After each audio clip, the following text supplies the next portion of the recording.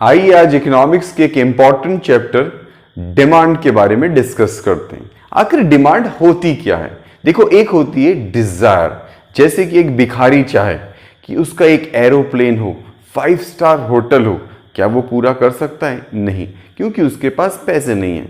लेकिन अगर Bill Gates चाहे कि उसके पास एक एरोप्लेन हो, बड़ा सा फार्म हाउस हो, एक स्विमिंग पूल वाला बड़ा सा आलीशान घर हो, तो क्या वो पूरा कर सकता है? हाँ, अगर बिल गेट्स पूरा नहीं कर सकता अपनी डिजायर को, तो फिर कौन करेगा?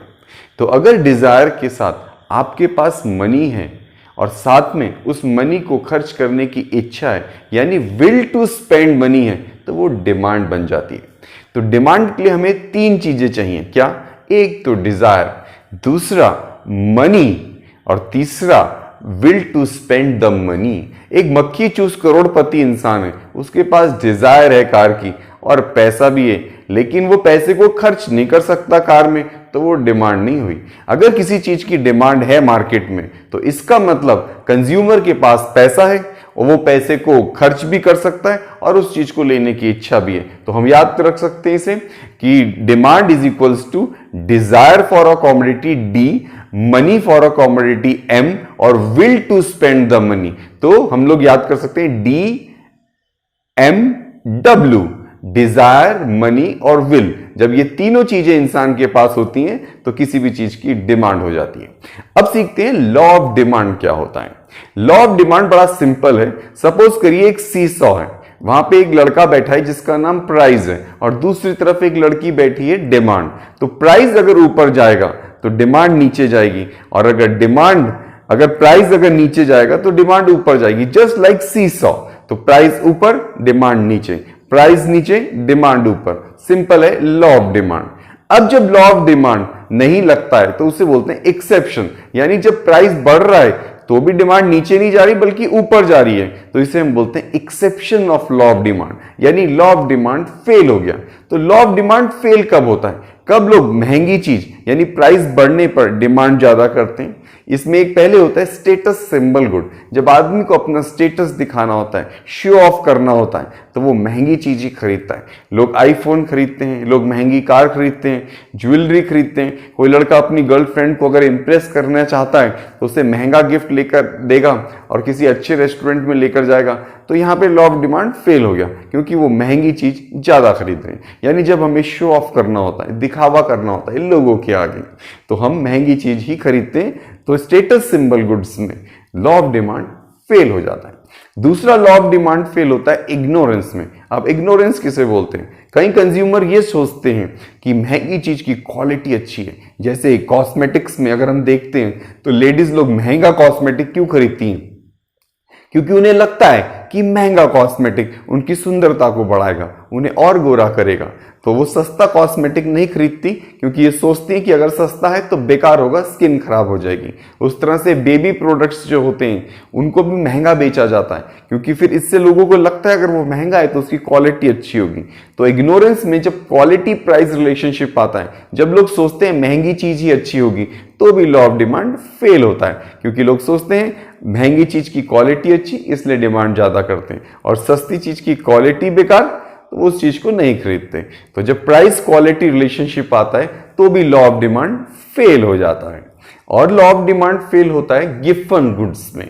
अब गिफन पैराडॉक्स क्या होता है? गिफन इंग्लैंड में एक इकोनॉमिक्स था, उसने डिस्कवर करा था। गिफन गुड्स क्या होते हैं? गिफन गुड्स में लॉ ऑफ डिमांड फेल हो जाता है। तो हम याद रखते हैं कि गिफन गुड्स गरीब लोगों के गुड्स हैं। जी फॉर गिफन, जी फॉर गरीब लोग। तो गरीब लोगों के बिल्कुल जो बेसिक चीजें होती हैं, जैसे मान लीजिए एक मजदूर है, वो सिर्फ एक चावल और रोटी, इस बेसिक उसकी नेसेसिटीज हैं। अगर इन चीजों के रेट बढ़ते हैं तो क्या वो उन चीजों को लेना छोड़ देगा? नहीं छोड़ेगा, क्योंकि अगर वो अपनी बेसिक चीजों को मजदूर आदमी, बहुत पुअर आदमी नहीं खाएगा या छोड़ देगा तो उसे दुनिया छोड़नी पड़ेगी। तो लॉ ऑफ डिमांड बिल्कुल जो बेसिक गरीब लोगों की फूड आइटम्स होती हैं उनमें नहीं लगता, क्योंकि ये चीज अगर महंगी हो जाती है तो गरीब आदमी ने जरूर खाएगा और शायद ज्यादा भी खा ले, क्योंकि वो बाकी चीजें नहीं खा पाएगा।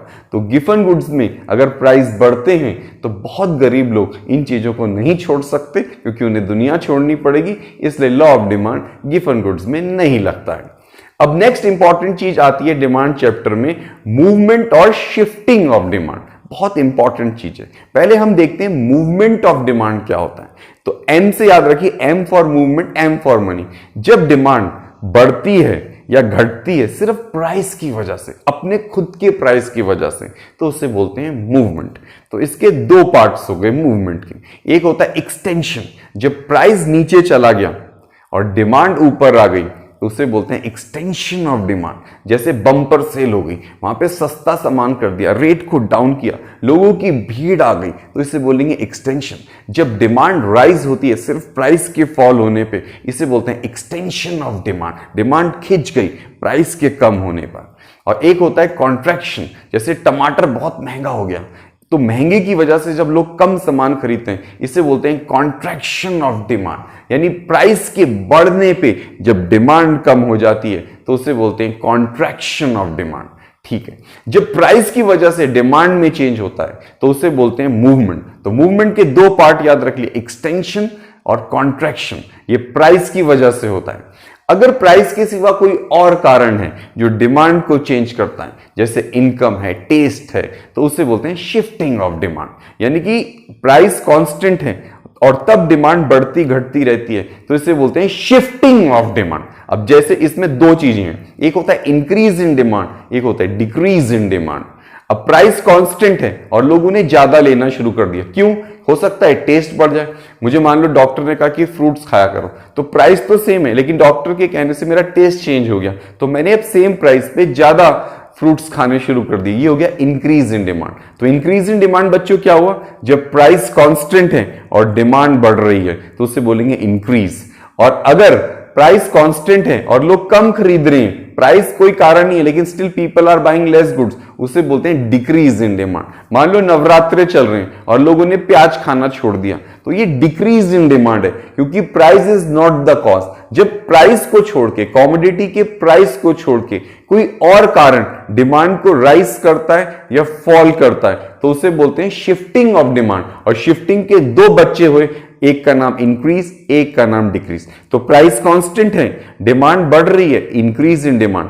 प्राइस कांस्टेंट है, डिमांड कम हो रही है, डिक्रीज इन डिमांड। अगर आदमी इनकम उसकी ज्यादा हो गई, ठीक है, उसकी इनकम बहुत ज्यादा हो गई, तब वो गुड्स ज्यादा खरीद रहा है, ठीक है, इनकम की वजह से गुड्स ज्यादा खरीद रहा है, इनकम के राइज होने की वजह से गुड्स ज्यादा खरीद रहा है, तो प्राइस तो उस कॉमोडिटी का उतना ही है, लेकिन अब वो ज्यादा खरीद रहा है क्योंकि उसका पैसा आ गया, तो उसे बोलेंगे increase in demand. Price, income constant है और प्राइस कांस्टेंट है, अब उसने कम सामान खरीदना शुरू कर दिया, तो decrease in demand. Income, taste and preferences, ये सब होते हैं शिफ्टिंग के पार्ट, क्योंकि प्राइस कॉज नहीं है डिमांड को चेंज करने का। तो बस सिंपल सी बात है, अगर कॉमोडिटी की मतलब की जो डिमांड है वो प्राइस की वजह से अगर चेंज होती है, अपने खुद के रेट की वजह से, तो उसे बोलते हैं मूवमेंट।